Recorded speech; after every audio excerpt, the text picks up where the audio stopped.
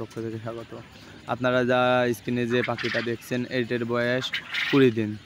এটা আগভাগে বলে দেওয়ার কারণটাও আমি আপনাদের মাঝে জানিয়ে দিই। আপনারা কিন্তু ভিডিওর অনেক জন ফোন দিয়ে জিজ্ঞেস করেন, ভাই এটা কতদিন করে পাখি দেখালেন, এটা কতদিন করে পাখি দেখালেন।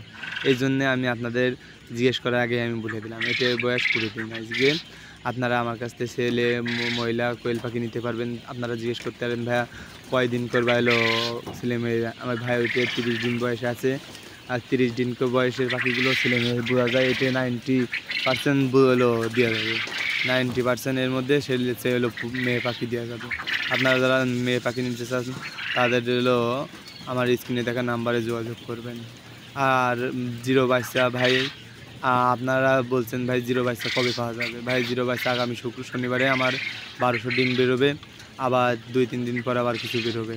যাই হোক ভাই, আপনারা যারা হলো জিরো বাচ্চা বোর্ডিং কমপ্লিট বাচ্চা হলো যে পুরুষ মহিলা পাখি যারা বেছে নিতে চাচ্ছেন তারা আমার কাছে হলো যোগাযোগ করবেন।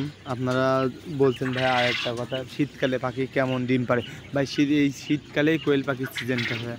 এই সময় আপনারা হলো অতিরিক্ত খাওয়ালো নতুন খামারি পরিস্থিতির শিকার বলতে ভাই এলো ঠকে যায় বেশি।